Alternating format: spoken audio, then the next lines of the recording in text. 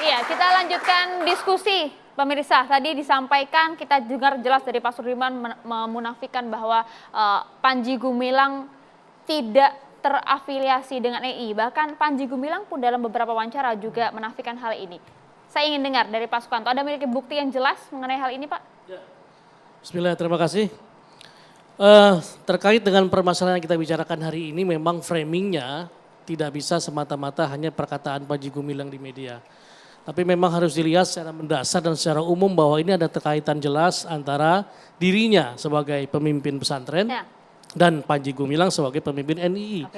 Dari situ kita bisa lihat dari mana dasarnya ini, karena ini semua menjadikan berdasar pada bukti. Pertama, hasil penelitian MUI yang dikuatkan oleh Litbang Departemen Agama tahun 2002. Hasilnya adalah ajaran NII itu menyimpang. Permasalahannya bahwa sholat pada Mekah, ada harakah kurban Ramadan yang diwajibkan, yang diambil juga alat dari saksi maupun majalah-majalah Al-Zaitun. Lalu hubungan NII dengan KW9 dengan Mahat Al-Zaitun terdiri dari 3. Pertama, historis bahwa ini adalah NII, era Kartosuwiryo selesai tahun 62, diteruskan kemudian seperti Gus Najib bilang sampai Panji Gumilang, dan Panji Gumilang adalah pimpinan NII memiliki programnya salah satunya adalah tarbiyah pembentukan Mahat Al-Zaitun. Salah satunya ya dari sekian banyak program. Kedua, secara kepemimpinan pemimpin NII yang bernama Abu Ma'arik alias Samsul Alam alias Abdus Salam Panji Gumilang adalah mudir Mahat Al-Zaitun, pemimpin Yayasan Pesantren Indonesia tahun 2005 dan pendirinya. Jadi dua-duanya orang yang sama tapi ada di permukaan sebagai pemimpin Al-Zaitun, di bawah sebagai pemimpin NII. Yang ketiga adalah finansial. Dari mana uang itu muncul? Tiba-tiba ada sebuah gedung besar di tengah-tengah hutan, itu bisa dalam waktu 3 tahun begitu megahnya. Padahal ini bukan Bandung Bondowoso. Dari mana dia bisa melakukan itu semua dan dari mana uangnya? Ini kan yang tidak pernah diungkap. 1.200 dari hektar. mana itu? 1.200 hektar. Itulah kemudian diungkap bahwa semuanya adalah dari jaringan NII yang bergerak di bawah tanah. Seperti Ibu Leni bilang, itulah jaringan teritorial. Itu fakta tahun 2002-2003. Ada lagi faktanya, ada bahwa NII jelas-jelas dianggap makar dan vonisnya tahun 2008 ketika polisi Polda Jabar melakukan penindakan kepada 36 orang NII yang sedang melakukan baiat. Vonisnya makar 2008. Cuma tidak diteruskan bahwa itu sampai ke Al-Zaitun. Jelas pemimpinnya Panji Gumilang. Ada dalam proses tadi. 2011 di Semarang juga dilakukan. Jelas kena pasal makar. Yang ditangkap adalah komandan wilayah atau gubernur wilayah Jawa Tengah yang bernama Totok Dwi Hananto. Setelah keluar penjara 4 tahun, Totok Dwi Hananto masih menjadi pembicara tahun 1444, tahun ini nih Hijriah ini, 1 Muharram di Al-Zaitun. Sebagai koordinator wilayah judulnya, tapi dalam NII namanya Gubernur Komandan Wilayah 2 Jawa Tengah. Itu ada di videonya sekarang, masih ada hubungannya karena memang NII dan Al-Zaitun satu barang yang sama. Nah, kalau kita lihat di situ, bagaimana munculnya Al-Zaitun ini dan siapa Panji Gumilang dalam menyampaikan informasi yang viral tadi, sebenarnya dia yang mengadres itu semua untuk kalangan internal, untuk jamaah NII. Tapi itu ketika menjadi konsumsi masyarakat umum, perkaranya seperti ini, terlalu banyak permasalahan. Itu hanya untuk NII, kenapa itu terjadi? Tadi Ibu Leni bilang, kondisinya Mekah tidak sholat. Doktrin NII ketika dipimpin oleh Panji Gumilang, tepatnya tahun 91, Panji Gumilang menjadi gubernur komandan wilayah, Mudabbir bin Yabah, pejabat sementara. Tahun 91, ajaran Isa Bugis itu menafsirkan dengan tauhid mabadi salasah namanya, rububiyah, mulkiyah, uluhiyah. Rububiyah diartikan hukum, mulkiyah diartikan tempat, uluhiyah diartikan umat. Artinya kalau ada hukum, ada tempat, ada umat, itulah darul Islam, itulah negara Islam. Berquran bagi mereka adalah bernegara. Jadi ukuran kafir dan iman itu adalah masuk atau tidaknya seseorang dalam NII. Itu di luar NII ya kafir semua. Nah ketika mengadres itu hanya untuk kepada kaum mereka. Tafsir-tafsirnya dan semuanya itulah yang ditampilkan oleh Panji Gumilang sebagai pemimpin negara NII kepada masyarakat. Nyatanya meluas. Meluas karena dimediakan kan. Dan ini menjadi konflik. Tapi di situ juga menjadi propaganda baru. Kalau kita lihat semuanya apa yang dilakukan Panji Gumilang dalam semua programnya, itu sama dengan sebenarnya membandingkan dengan program-program Republik. Di kalangan bawah itu dipuja-puji. Contoh, dia bikin Green economy. Iya. Ketika Indonesia beras itu impor, mereka menganggap bahwa mereka punya ketahanan pangan yang lebih dari cukup. Bahkan Pak Muldoko datang untuk mendukung itu kan. Sekarang Siapa, dia Bang? Pak Boleh Muldoko, diulang, Bang? Pak Muldoko kan datang untuk mengatakan bahwa Panji Pak Muldoko Gumilang yang mana ini, Bang? KSP lah. Membuktikan bahwa ketahanan pangan di Panji Gumilang ini sudah hebat. Oke. Satu poin dia menang itu sebagai pemimpin NII. Tepuk tangan dong orang NII, hebat kita bisa mengalahkan Republik. Kedua, blue economy. Itulah kenapa ketika Indonesia bicara maritim, dia bikin pangkalan di eretan, dia bikin gedung, dia bikin kapal, dia bikin pelabuhan. Untuk apa? Bahwa kami bisa melakukannya dan tidak ada yang bisa melarang kami. Iya, ketika di bawah address itu kepada masyarakat ini, tepuk tangan semua bahwa mereka akan segera menang. Nah, informasi-informasi itu kan tidak bisa dicerna umum bahwa ini adalah Panji Gumilang sedang bicara kepada masyarakat umum. Tidak, itu masyarakat NII yang harus mendengar itu dan itulah yang harus disampaikan kepada dunia sekarang bahwa kalau mau bernegara kayak Panji Gumilang, makanya dia menerima semua agama, menerima semua umat karena dia negara sifatnya. Berpikir sebagai kepala negara. Dia sifatnya negara, bahkan juga sudah kuat struktural dari NII ini sendiri. Ya. Ada tidak upaya dari NII ini kemudian untuk menyusup masuk ke dalam pemerintahan? Oh, Anda sempat jelas. meneliti hal ini? Jelas. Kenapa Panji Ya. Gumilang tahun 99 itu bisa mendatangkan B.J. Habibie? Lobby kan? Karena semua orang dari partai-partai politik masuk ke lobby dong. Nggak mungkin tiba-tiba pejabat-pejabat datang ke sana tiba gak ada urusan, tahu-tahu datang ke sana itu cuma melihat pesantren sama sapi, kan nggak mungkin. Kepentingannya apa, Pak Sukanto? Banyak, kita urut lagi ke belakang. Oke. Tahun 91 ketika Panji Gumilang itu menjadi pimpinan gubernur Komandan Wilayah 9, dia membuat penetapan kekuatan dana yang harus diberikan oleh jaringan NII. Ada 3, Harokah Kurban, Ramadan, dan Harokah Kirot namanya. Kurban itu pengganti kurban, nggak dialirkan darahnya, diuangkan. Ramadan diganti 1 gantang kurma, 1 sok 50.000, tahun 91 itu. Nggak ada zakat fitrah. Yang ketiga, Kirot, itu adalah pinjaman orang-orang NII dipinjam dananya oleh NII yang nanti diberikan faedahnya 50% dan dikembalikan uangnya. Seperti layaknya investasi ya. Tahun 91, semua orang ini itu jual rumah. Jual hartanya, memberikan dananya kepada NII dalam hal itu KW9 agar mereka mendapatkan keuntungan ke depan menjadi mujahid-mujahid yang akan merintis negara Islam Indonesia dengan uang tadi. 91 sampai 93, satu rekeningnya ada. Namanya rekening Abu Ma'arik. KTP-nya KTP Mampang, Jakarta Selatan. Mukanya muka Panji Gumilang. Pak Sukanto, kita boleh langsung ke intinya. Maksud kami tadi orang-orang besar yang datang, Bapak juga menyebutkan, Bapak yang menyebutkan ada orang partai politik, ada pejabat, ada tokoh mungkin di sana. Ya, Itu di sini urusannya sebenarnya. apa, Bapak? Urusannya Ketika apa? uangnya masuk itu tahun 91 sampai 93 itu dana yang masuk dalam rekening tadi itu kelasnya 2 ton emas kalau dalam NII. Wow. 2 ton emas waktu itu satu gramnya 25.000, hampir 500 miliar tahun 91. Itu artinya dana dari partai politik. Enggak, dari jamaah NII. Oke. Sejak itulah Panji Gumilang menjadi debitur terkaya pada saat itu. Dia beli kemudian saham Bank CIC, jadilah dia komisaris.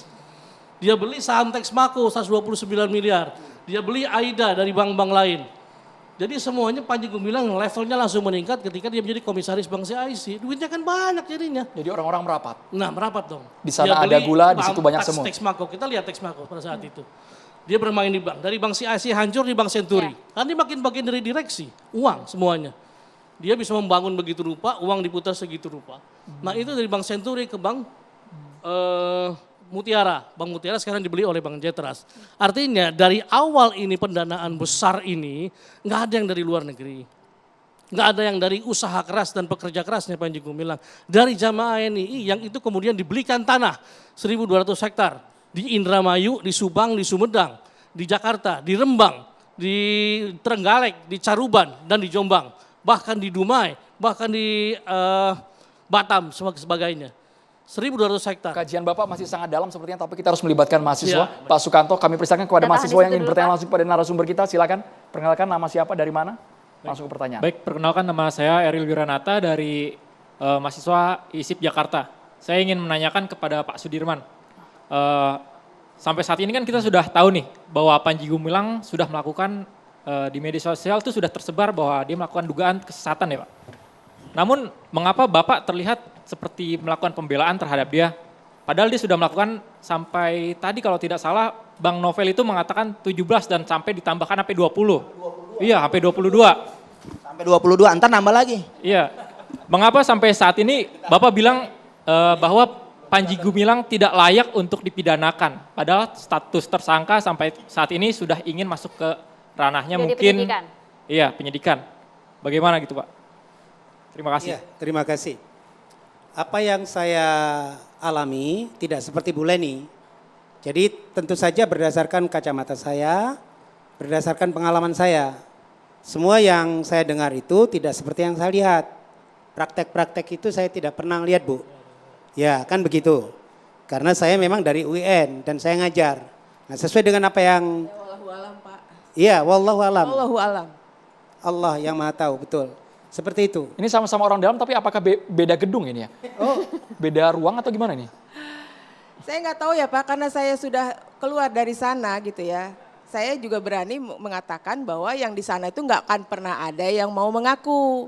Gitu. Tidak akan pernah ada, baru saya rasanya ya. Pak Sudirman dilanjutkan. Ya, terima kasih Bu Leni. Apa yang Ibu sampaikan tadi saya belum pernah mengalami, Bu. Saya belum pernah mengalami. Pernah dengar tidak tapi Pak? Mendengar. Mungkin eranya Saya era mendengar. baru Pak, era baru jadi udah lain lagi gitu. Iya. Kemasannya ya. Betul, kan saya dari beda. Dulu gitu ya. Saya beda. Walaupun saya di sana termasuk umat yang membangkang ya Pak ya, saya berperan sebagai berfungsi untuk balancing teman-teman juga gitu ya. Saya mengarahkan teman-teman supaya kalau yang ini nggak usah lah, ini jangan apa sih namanya menipu, jangan mencuri, terus juga jangan menganiaya diri gitu kan. Sampai menahan lapar, sampai sakit tipes apa segala macam.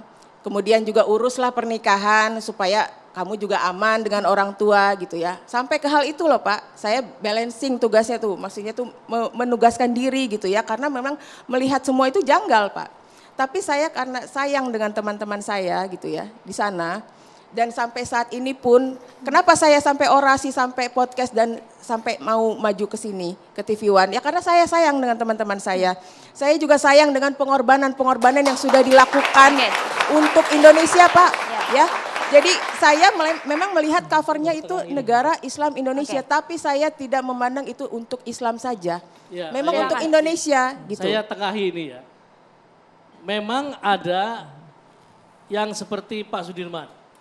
Sejak tahun 99 Al Zaitun dibuka, itu banyak kalangan dari UIN dan sebagainya, akademisi-akademisi mengajar, pulang balik dijemput. Itu memang orang luar, nggak ada urusan dengan orang dalam.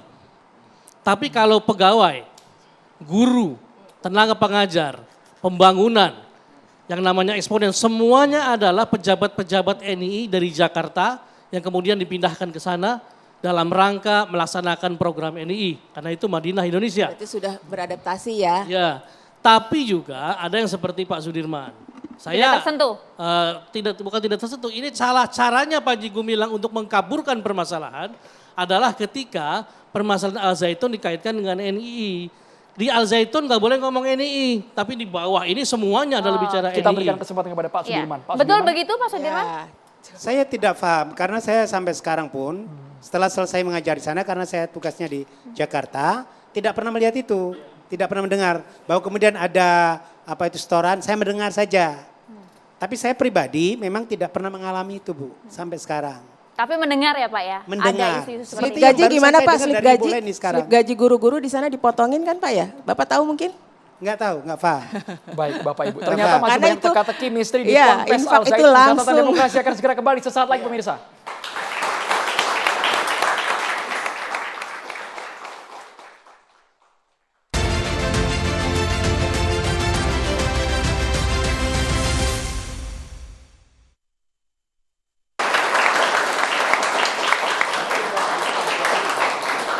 Ya pemirsa, di studio Catat Demokrasi sudah hadir Kiai Haji Fikri Haikal MZ. Assalamualaikum Pak Kiai. Assalamualaikum Silakan. warahmatullahi wabarakatuh. Bismillah walhamdulillah, salatu wassalamu ala rasulillah, amma ba'du. Para narasumber Catatan Demokrasi yang saya muliakan, para pemirsa TV One yang saya cintai. Memang sekarang ini lagi musimnya campur-campur. kalau makanan dicampur, minuman dicampur, rada enakan sedikit. Tapi kalau agama, keyakinan, tauhid dicampur-campur, apalah rasanya? Tentu ini yang akan sangat membahayakan dalam kehidupan bernegara, beragama. Bukankah landasan kita bernegara adalah ketuhanan yang Maha Esa, saling menghargai keyakinan dan tanpa harus diotak-atik. Kembali kepada soal agama, saudara. Dalam Islam boleh ikhtilaf, tetapi jumhur ulama sepakat yang tidak boleh ikhtilaf itu adalah yang sifatnya usuliyah. Apa misalnya? Nabi Muhammad Shallallahu Alaihi Wasallam sebagai utusan Allah dan tidak ada lagi nabi setelah Nabi Muhammad Shallallahu Alaihi Wasallam. Meyakini Al-Quran bahwa itu adalah sumber dari Allah Subhanahu wa Ta'ala. Ketika ada orang yang mencoba mengotak-atik ini semua, maka Imam Ghazali mengatakan bahwa menghukumi sifatnya orang tersebut sebagai orang yang kafir. Adapun syariat, ikhtilaf dalam perbedaan syariat bukan pada tata cara dan pelaksanaannya. Ini masih ikhtilaf. Boleh ditoleransi dalam perbedaan. Misalnya, bukan pada syarat dan tata caranya. Misalnya, antara sholat taraweh, ada yang 23, ada yang 11. Silakan saja. Ikhtilaf yang diperbolehkan. Kunut dan tidak kunut, itu diperbolehkan. Tetapi kalau jumlahnya sehari semalam 5 waktu, itu sudah qat'i. Tidak bisa disimpulkan dengan pemahaman-pemahaman yang lain. Faktanya, Bapak Ibu, saudara-saudara, para pemirsa, kita memasuki zaman kebebasan. Baik berbicara, beride, berkreasi, gagasan. Itu selalu kita sampaikan dengan narasi-narasi media sosial tentunya. Tetapi ketahuilah, hal-hal yang tidak kita pahami, janganlah kita masuk ke daerah tersebut. Misalnya begini, Nabi mengatakan siapa orang yang berijtihad, baginya pahala, mendapat 2 pahala. Pahala dari ijtihad, pahala karena ijtihadnya diamalkan oleh orang. Maniztahada fa'asaba falahu ajroni. Siapa orang, barang siapa yang melakukan ijtihad, lalu baginya 2 pahala. Pahala beristihad dan pahala diamalkan hasil istihad kepada orang lain. Nah, yang ingin saya garis bawahi, kalimat man di sini bukan li sifatil am, bukan sifatnya umum, tapi sifatnya khusus. Barang siapa yang beristihad, artinya ulama yang beristihad. Ulama itu dia faham betul dasar-dasar ilmu agama, baik fikih, nahwu shorob, balaghah, mantik dan segala macam, maka orang yang seperti itu berhak untuk beristihad. Adapun kita, saya tidak memahami itu semua, maka yang terpenting adalah harus tahu diri. Jangan sampai tukang tempe mengomentari showroom mobil. Wallahu a'lam bishawab. Terima kasih banyak Pak Kiai Haji Fikri Haikal MZ, kemudian Pak Sudirman, Pak Nurholis, Bang Sukamto, terima kasih sudah hadir. Terima kasih juga Mas Najib, terima kasih Bu Leni, Bang Novel, dan juga untuk mahasiswa ISIP Jakarta. Pemirsa, ini adalah akhir dari catatan demokrasi hari ini. Saya Maria Segar. Dan saya Andromeda Mercury, selamat malam, sampai jumpa.